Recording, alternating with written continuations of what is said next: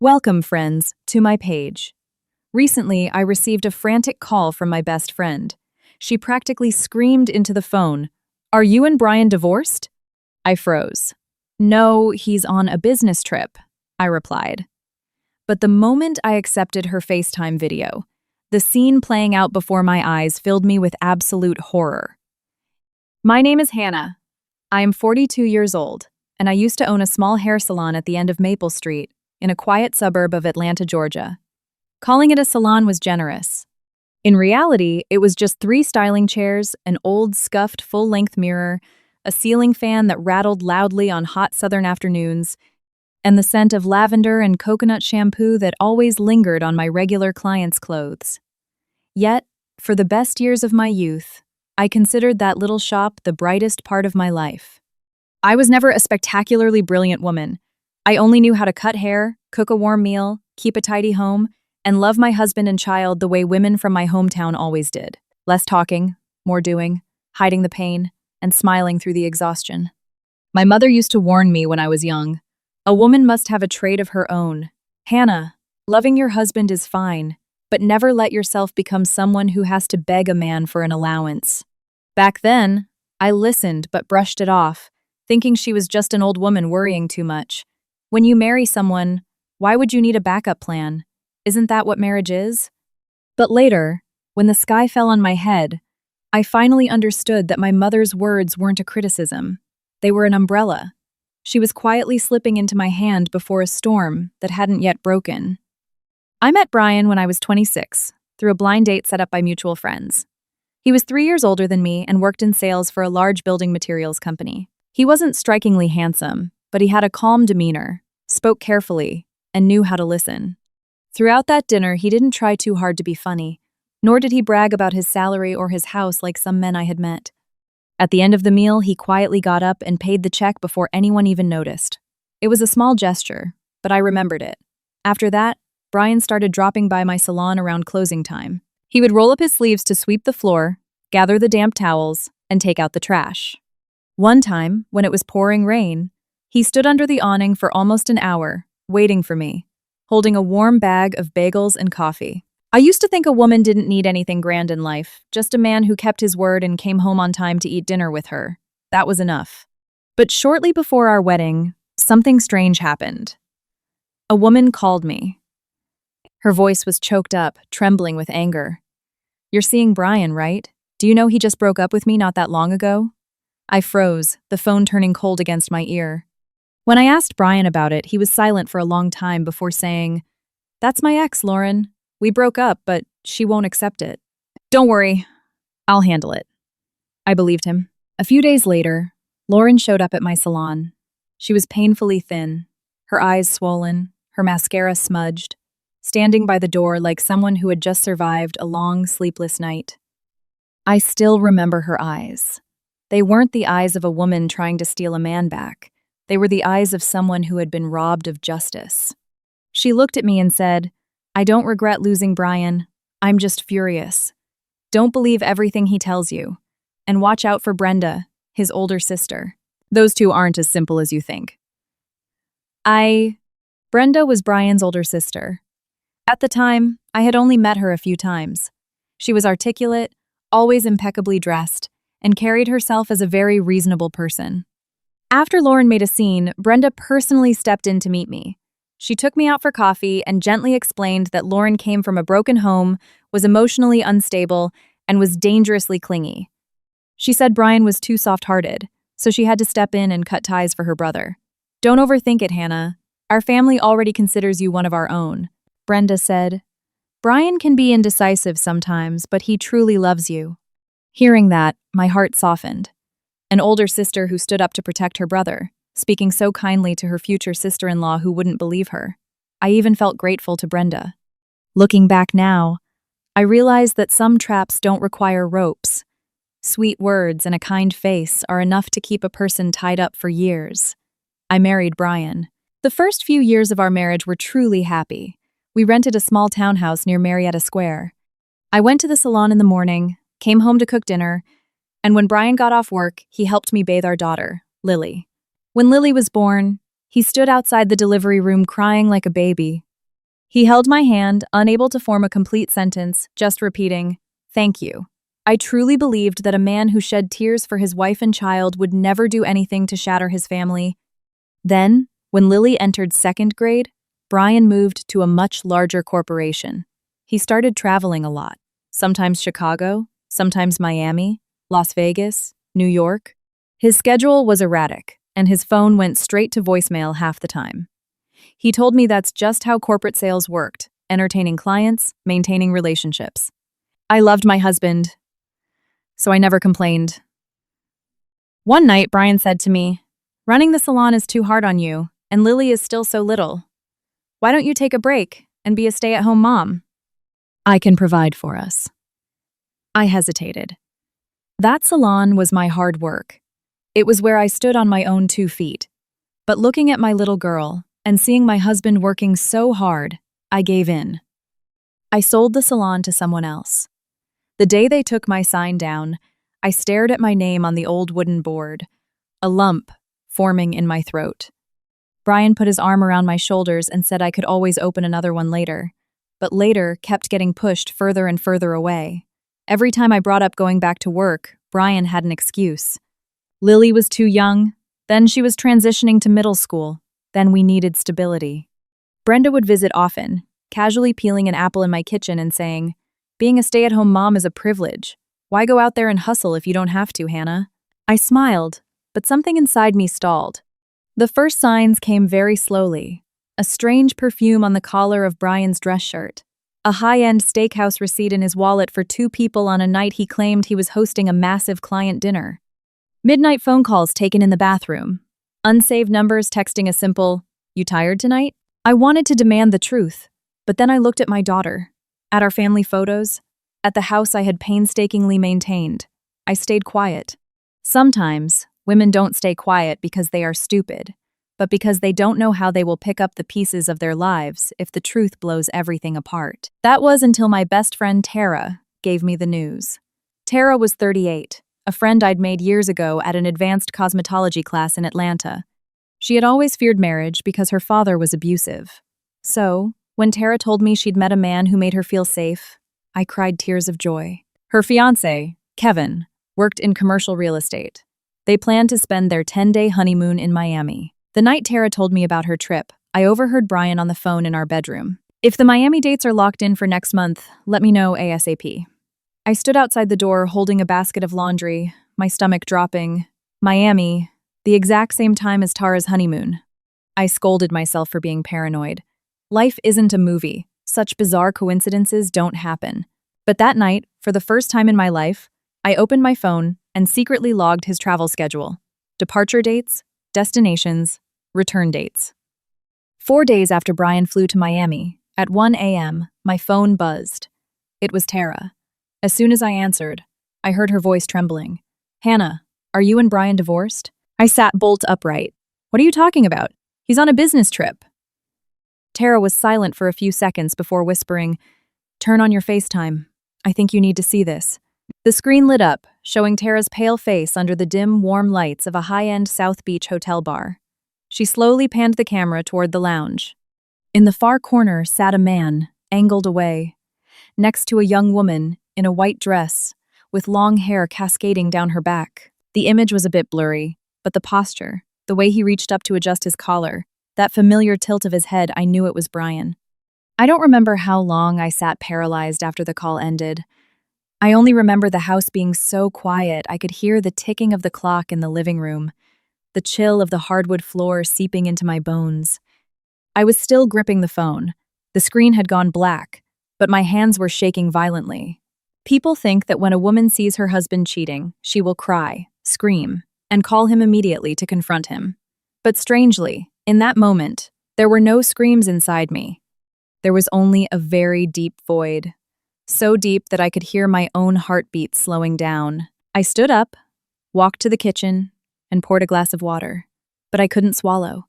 The water caught in my throat the second it touched my lips.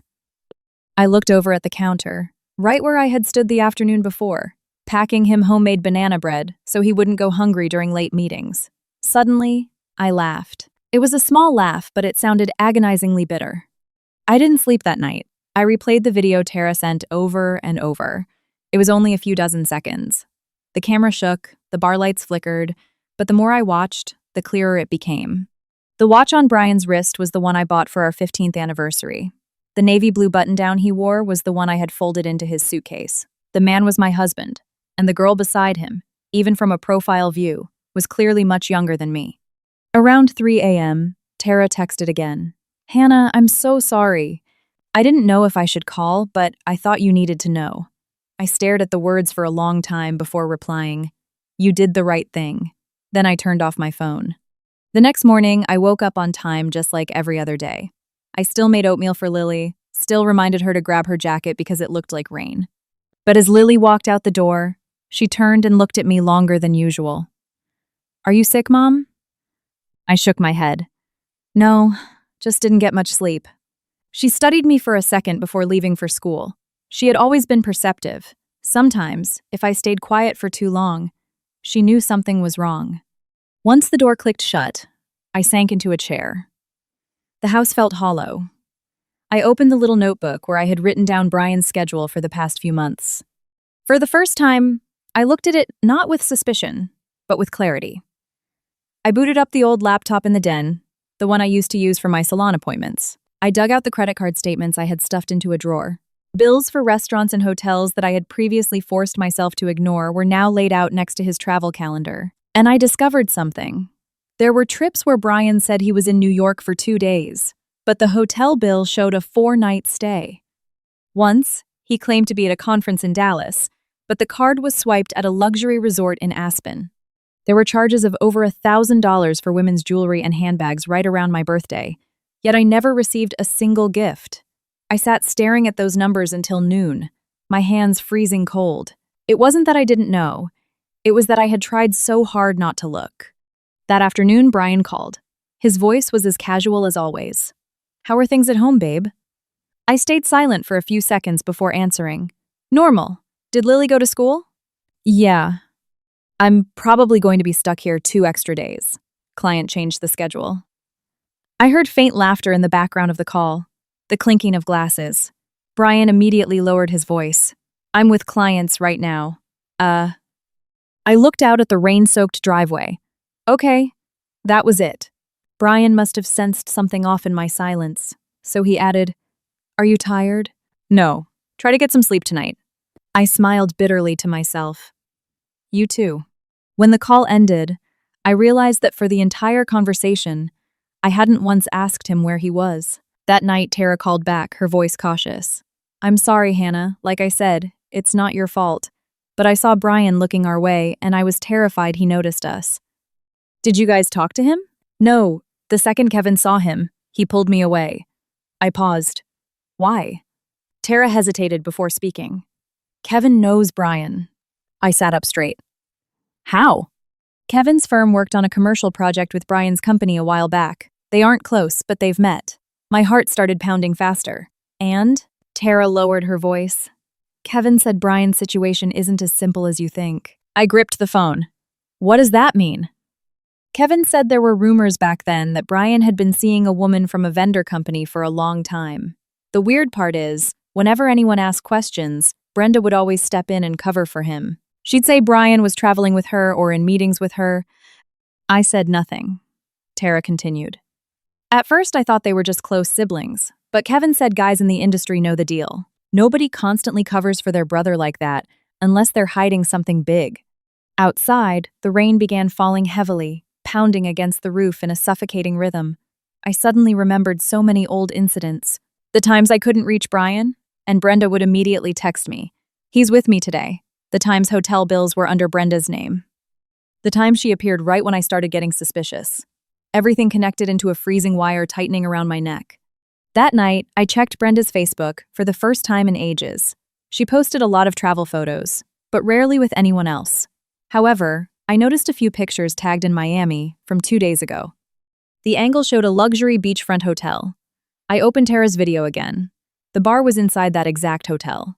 I sat in stunned silence. If Brenda was there too, what was she doing? Running interference for Brian? Or was there even more to it? Around midnight, I received a text from an unknown number. "Is this Hannah?" I stared at the screen, then replied, yes. The next text came quickly. It's Lauren. I'm sure you remember me. My heart skipped a beat. After over a decade, that name popping up in the middle of the night made my blood run cold. Lauren texted again. I heard you've been looking into Brian's situation. I gripped the phone. How do you know that? There was a minute of silence before she replied. Because I used to live in that exact same trap. I stared at the text. Then another message came through. If you want to know what Brenda has really been doing for her brother all these years, I can meet you. That night, I finally realized my marriage had never just been between two people. I didn't reply to Lauren right away. Her text sat on my screen for 10 minutes while I sat immobilized in the living room. The house was dark, except for the faint yellow glow seeping from under Lily's bedroom door. She was a high school senior now and often stayed up late studying. I looked at Lauren's message again. I used to live in that exact same trap. Those words sent shivers down my spine. A woman who loved my husband years ago still referred to it as a trap. It meant what she endured wasn't a minor heartbreak. I finally texted back. Can we meet tomorrow? Yes. I'll send you the address. She replied instantly. The coffee shop was tucked away in a quiet strip mall near the river. I arrived 20 minutes early. I hadn't slept at all. Every time I closed my eyes, I saw Brian sitting next to that young girl in the dimly lit bar. I always thought if this day came, the pain would kill me. But it turns out, when you hurt this much, you become terrifyingly calm. Lauren arrived 10 minutes after me. If I hadn't known it was her, I wouldn't have recognized the crying woman from my salon years ago. She was thinner, her hair cut to her shoulders, wearing a simple beige blouse. Only her eyes were the same sharp and sad. She sat across from me, stayed quiet for a moment, and whispered, "You look so different." I gave a hollow smile. Everyone changes. Lauren nodded. The barista brought our drinks, but neither of us touched them. Eventually I asked, "What did you mean by your texts?" Lauren looked at me for a long time. "I knew you'd find out eventually. I just didn't think it would take you this long." My throat tightened. "What do you mean?" Lauren traced the rim of her cup. "I used to think you already knew everything." I laughed, a thin, dry sound. If I knew everything, I wouldn't have lived like this for almost 20 years. Lauren was silent for a few seconds before she began to explain. After breaking up with Brian, she was devastated for a long time, not because she still loved him, but because she realized how entirely manipulated she had been. Brian never gave her a clean break. Whenever Lauren tried to leave, Brenda would appear. Sometimes she would call, saying Brian was under extreme stress at work, and begged Lauren to be understanding. Other times, she'd say Brian was dealing with family drama and couldn't make a decision. And when Lauren actually tried to walk away, Brian would show up crying, making promises. "I was only 27, Hannah. I thought the man was genuinely struggling." I looked at Lauren. "What did you find out?" Lauren smiled bitterly. "I found out I wasn't the only one." My spine stiffened. Lauren explained that she accidentally saw a text on Brian's phone once. It wasn't a romantic text. It was from Brenda. "Don't worry, I smoothed things over with Hannah." At the time, Lauren didn't know who Hannah was, but her intuition told her Brian was seeing someone else. When she confronted him, Brian denied everything. Brenda stepped in, accusing Lauren of being paranoid and dramatic. "I thought I was losing my mind, Hannah." The two of them tag-teamed me. I sat perfectly still. Things that had always felt vague and off to me were suddenly being dragged into the light, and it was far scarier than I imagined. Lauren continued, explaining that during their entire relationship, Brian never handled a single conflict himself. Brenda orchestrated everything. When Lauren wanted to meet his family, Brenda said their mother was sick. When Lauren wanted to go public, Brenda said Brian needed to focus on his career. Whenever they fought, it wasn't Brian who showed up to fix it. It was his sister. There were times I felt like I was dating both of them. Lauren said, laughing darkly, though her eyes were red, "I suddenly remembered all those times over the years when Brian and I fought. The peacemaker was always Brenda. She knew exactly why I was sad or angry, even knowing about private arguments we had in our bedroom. I used to think it was just because we were close sisters-in-law. Looking back, from the very beginning, I had never been standing on my own 2 feet. I asked Lauren, "Do you know who the girl in Miami is?" Lauren shook her head. "No, but it's definitely not a new fling." "Why?" "Because if it was just a random hookup, Brenda wouldn't be there in person." That statement made me freeze. Lauren looked me dead in the eye. Think about it. A woman like Brenda doesn't waste time on trivial flings. She only shows her face when she needs to keep something under her absolute control. I sat for a long time, saying nothing. Outside the window, the Georgia rain drizzled. People hurried past in their raincoats. Everything was perfectly normal, but my life was violently flipping upside down. Lauren suddenly pulled out her phone, opened a photo album, and slid it across the table. "Look!" I looked down. They were screenshots of old text messages. The sender was Brenda. One read, "Don't pressure Brian right now. I'll handle the Hannah situation. Just wait a little longer." My heart pounded so hard my fingertips went numb. I looked up. "You kept these?" I planned to delete them, but for some reason, I just held on to them. I stared at those words, and countless ignored memories flooded my brain. The times Brenda unexpectedly dropped by right after Brian and I fought. The times she proactively offered me his travel itinerary before I even asked. The times I suspected something, and Brenda was the first to appear and extinguish the fire, acting as the ultimate gatekeeper of our marriage. I took a deep breath. "Lauren, yes? If you were me, what would you do?" Lauren looked at me and answered softly, quote, "Back then, I chose to walk away. But you're different. You have a child." I looked down at my hands. She was right. I had Lily. 17 years of marriage wasn't just about two adults anymore. It was my daughter's childhood, her future, her home. When I got home, it was past 3 p.m. As soon as I opened the door, I saw Brenda's shoes in the foyer. My chest tightened. Brenda was sitting in the living room, holding a cup of tea, looking as comfortable as if it were her own house. Seeing me, she smiled. "Hannah, where have you been all day?" I stood still for a few seconds. "I went to see a friend." "Which friend?" I looked straight into her eyes. "Lauren." The smile on Brenda's face vanished. It was only for a split second, but I saw it clearly. She slowly set her tea down. "She reached out to you?" "Yes." "And what did she say?" I took off my raincoat, hung it up, trying to keep my voice as steady as possible. "Just talked about the past." Brenda was silent. I could feel her analyzing every micro-expression on my face. After a moment, she gave a tight smile. "Hannah, people outside this family say a lot of untrue things, especially people who are bitter." I turned to her. "What about people inside the family, Brenda?" The question made the air in the room turn thick. Brenda was slightly taken aback, then laughed. "What do you mean?" I walked to the kitchen and poured myself a glass of water. "Nothing, just asking." For the first time in years, I saw a flicker of panic in Brenda's eyes. Since meeting Lauren, it felt like a thin layer of fog had settled over my entire life. I still cooked, still did laundry, still drove Lily to her SAT prep courses, but inside, everything was different. It felt like living in a familiar house, only to discover there had been a massive water leak under the floorboards for years. The floor hadn't caved in yet, but I knew the foundation was rotting. After that afternoon when Brenda froze at Lauren's name, she only stayed another 10 minutes. Before leaving, she turned to me and said in a very gentle tone, "Hannah, I just hope you don't listen to one side of a story and let your imagination run wild. Brian truly loves you and Lily." I nodded. "I know." I didn't ask anything else, not because I believed her, but because I finally understood.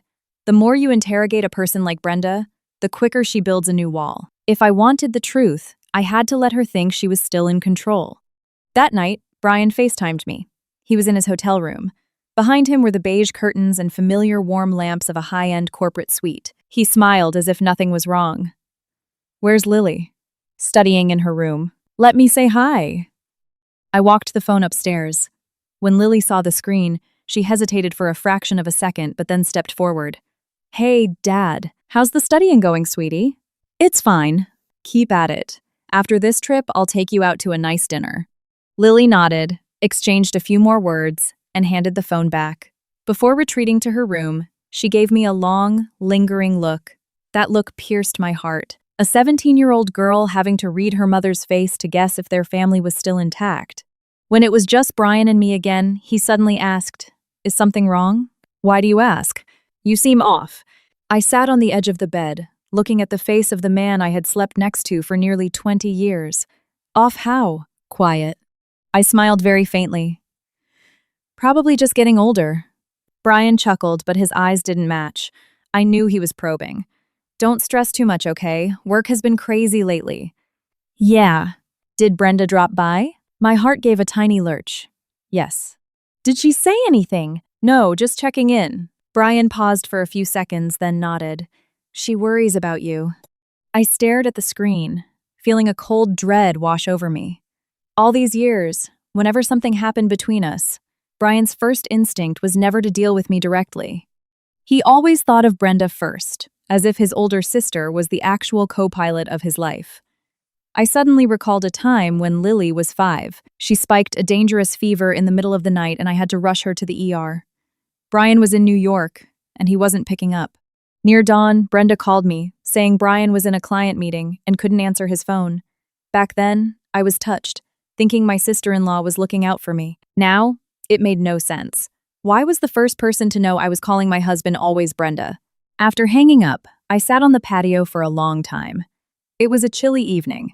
A truck drove past the subdivision, its headlights sweeping across the fence before vanishing. I opened my phone and looked at the screenshots Lauren had sent. One text from Brenda haunted me.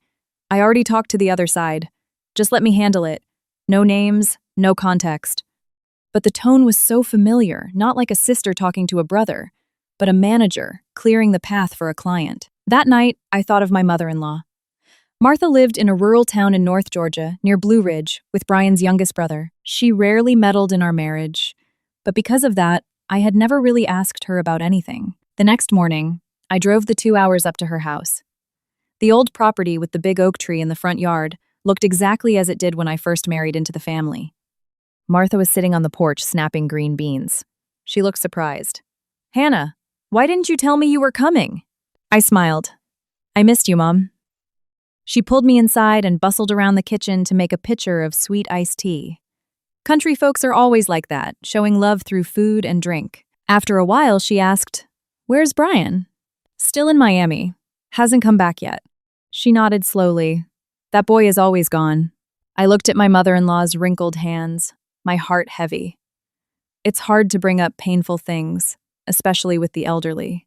But finally I asked, "Mom, were Brian and Brenda always this close growing up?" She paused. "What do you mean?" "It just feels like he listens to her about everything." Martha sighed. "We were so poor back then, and their dad died early. Brenda practically raised Brian.